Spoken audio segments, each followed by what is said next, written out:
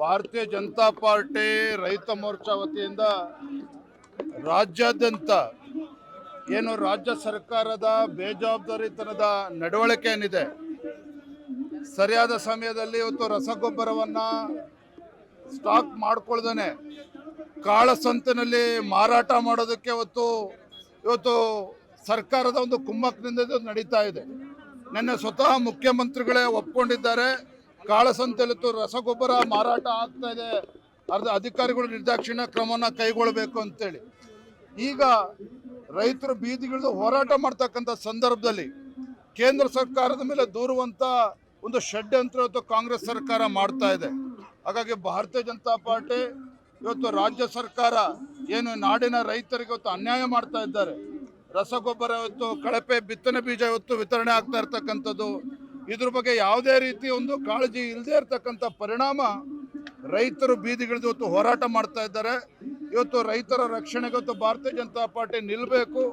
ಅದೇ ರೀತಿ ನಮ್ಮ ಜಿಲ್ಲೆಯಲ್ಲಿ, ಶಿವಮೊಗ್ಗ ಜಿಲ್ಲೆಯಲ್ಲಿ ಏನು ಬಗರುಕುಂ ವಿಚಾರದಲ್ಲಿ ರೈತರಿಗೆ ಇವತ್ತು ನೋಟಿಸ್ಗಳನ್ನು ಕೊಟ್ಟು ಒಕ್ಕಲೆಬ್ಬಿಸ್ತಕ್ಕಂಥ ಕೆಲಸ ಏನು ಆಗ್ತಾ ಇದೆ, ಇವತ್ತು ಅಧಿಕಾರಿಗಳನ್ನು ಕಳಿಸಿ ಸರ್ಕಾರ ಇವತ್ತು ಬಡವರ ಅಡಕೆ ತೋಟವನ್ನು ಕಡಿತಕ್ಕಂಥ ದುಸ್ಸಾಹಸಕ್ಕೆ ಕೈ ಹಾಕಿರ್ತಕ್ಕಂಥದ್ದು ಭಾರತೀಯ ಜನತಾ ಪಾರ್ಟಿನ ವಿರೋಧ ಮಾಡ್ತೇವೆ. ಹಾಗಾಗಿ ರೈತರ ಪರವಾಗಿ ನಾವು ಇದ್ದೇವೆ. ರೈತರಿಗೆ ನ್ಯಾಯ ಕೊಡಿಸ್ತಕ್ಕಂಥ ಸಲುವಾಗಿ ಭಾರತೀಯ ಜನತಾ ಪಾರ್ಟಿ ಮುಂದಿನ ದಿನಗಳಲ್ಲಿ ದೊಡ್ಡ ಹೋರಾಟವನ್ನು ಕೂಡ ನಾವು ಮಾಡ್ತೇವೆ. ಆ ನಿಟ್ಟಿನಲ್ಲಿ ಇವತ್ತು ಶಿವಮೊಗ್ಗ ನಗರದಲ್ಲಿ ಇವತ್ತು ಒಂದು ಹೋರಾಟ ಸಾಂಕೇತಿಕವಾಗಿ ನಾವು ಮಾಡಿದ್ದೇವೆ.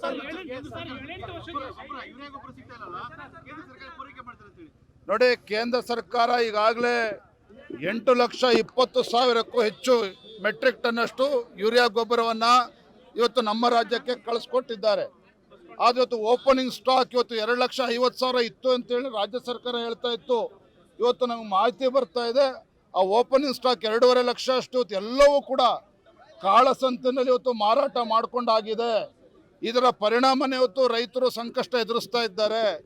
ಇವತ್ತು ರಾಜ್ಯ ಸರ್ಕಾರ ಇಂಥ ಸಂದಿಗ್ಧ ಪರಿಸ್ಥಿತಿಯಲ್ಲಿ ಎಚ್ಚೆತ್ತುಕೊಳ್ಳೋದನ್ನು ಬಿಟ್ಟು ಇವತ್ತು ಸರಿಯಾದ ರೀತಿಯಲ್ಲಿ ನಡ್ಕೊಳ್ಳೋದನ್ನ ಇವತ್ತು ಕೇಂದ್ರ ಸರ್ಕಾರದ ಮೇಲೆ ಗೂಬೆ ಕೂರ್ಸೋಕ್ಕೆ ಹೊರಟಿದ್ದಾರೆ. ಇದು ಖಂಡಿತ ಇದು ಅಕ್ಷಮ್ಯ ಅಪರಾಧ. ಈ ನಾಡಿನ ರೈತರಿಗೆ ಮಾಡ್ತಾ ಇರ್ತಕ್ಕಂಥ ಅನ್ಯಾಯ ರಾಜ್ಯ ಸರ್ಕಾರ ಮಾಡ್ತಾ ಇರ್ತಕ್ಕಂಥದ್ದು. ಇದರ ವಿರುದ್ಧ ನಾವು ಹೋರಾಟವನ್ನು ಮಾಡ್ತಾ ಇದ್ದೇವೆ. ನೀವು ಕೃಷಿ ಸಚಿವರ ಹೇಳಿಕೆಯನ್ನು ಗಮನಿಸೋದಾದ್ರೆ 10 ದಿನದ ಕೆಳಗೆ ಚಲುವನಾರಾಯಣ ಸ್ವಾಮಿ ಅವರು ಹೇಳ್ತಾರೆ, ನಮಗೆ ಸಫಿಷಿಯೆಂಟ್ ಸ್ಟಾಕ್ ಇದೆ, ರಾಜ್ಯದಲ್ಲಿ ಯಾವುದೇ ಒಂದು ಸಮಸ್ಯೆ ಇಲ್ಲ ಅಂತ ಹೇಳ್ತಾರೆ. ಗುಲ್ಬರ್ಗ, ಕೊಪ್ಪಳ, ಹಾವೇರಿ ಬೇರೆ ಬೇರೆ ಜಿಲ್ಲೆಗಳಲ್ಲಿ ರೈತರು ಬೀದಿಗಿಳಿದು ಹೋರಾಟ ಮಾಡೋಕ್ಕೆ ಪ್ರಾರಂಭ ಮಾಡಿದ್ಮೇಲೆ ರಾತ್ರಿ 1 ಗಂಟೆ ಆದರೂ ಯಾವಾಗ ರೈತರು ಸಾಲಿನಲ್ಲಿ ಕ್ಯೂನಲ್ಲಿ ನಿಂತು ಇವತ್ತು ರಸಗೊಬ್ಬರದ ಅಂಗಡಿ ಮುಂದೆ ಕ್ಯೂನಲ್ಲಿ ನಿಂತರು, ಆಗ ಎಚ್ಚೆತ್ಕೊಂಡು ಹೇಳ್ತಾರೆ ಕೇಂದ್ರ ಸರ್ಕಾರ ಕಳಿಸ್ಕೊಟ್ಟಿಲ್ಲ ಅಂತೇಳಿ. ಅಂದರೆ ಕೃಷಿ ಸಚಿವರು ಇವರ ಒಂದು ಅವಿವೇಕತನದ ಹೇಳಿಕೆಯನ್ನು ಗಮನಿಸಿದ್ರೆ ಗೊತ್ತಾಗುತ್ತೆ, ರಾಜ್ಯ ಸರ್ಕಾರದ ಬೇಜವಾಬ್ದಾರಿತನದಿಂದನೇ ಇವತ್ತು ರೈತರು ಇವತ್ತು ಬೀದಿಗೆ ಬಂದಿದ್ದಾರೆ ಅನ್ನೋದು. Thank you. ಸಾಕು ಮಾತಾಡು, ಸಾಕು ಸರ್.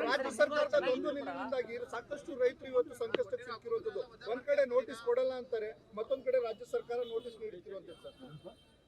ನೋಡಿ, ಈಗಾಗಲೇ ಅರಣ್ಯ ಭೂಮಿಯಲ್ಲಿ ಏನು ಬಡವರು ರೈತರು ಇವತ್ತು ಒಕ್ಕಲುತನ ಮಾಡ್ತಾ ಇದ್ದಾರೆ. ಹೈಕೋರ್ಟ್ ಒಂದು ಆದೇಶವನ್ನು ಹಿಡ್ಕೊಂಡು ಅವ್ರಿಗೆ ನೋಟಿಸ್ ಕೊಡೋದು ಜೊತೆಗೆ ಅಧಿಕಾರಿಗಳೇ ಇವತ್ತು ಅಡಿಕೆ ತೋಟಕ್ಕೆ ಹೋಗಿ ಅಡಿಕೆ ಮರವನ್ನು ಕಡಿತಕ್ಕಂಥ ಒಂದು ಕೆಟ್ಟ ಕೆಲಸಕ್ಕೂ ಕೂಡ ಕೈ ಹಾಕಿದ್ದಾರೆ. ಖಂಡಿತ ದೇವರವ್ರಿಗೆ ಒಳ್ಳೇದು ಮಾಡೋದಿಲ್ಲ ರಾಜ್ಯ ಸರ್ಕಾರಕ್ಕೆ. ನಾವಿವತ್ತು ಆಗ್ರಹ ಮಾಡ್ತಾ ಇದ್ದೇವೆ. ಮಾನ್ಯ ಸಂಸದರು ಜ್ಞಾನೇಂದ್ರ ಅಣ್ಣ ಅವರು, ಎಲ್ಲ ನಮ್ಮ ಪಕ್ಷದ ಹಿರಿಯ ಮುಖಂಡರು, ಹಾಲಪ್ಪನವರು, ಎಲ್ಲ ರೈತ ನಾಯಕರು ಇವತ್ತು ನಾವು ಜಿಲ್ಲಾಧಿಕಾರಿಗಳಿಗೆ ನಾವು ಮನವಿಯನ್ನು ಕೂಡ ನೀಡಿದ್ದೇವೆ.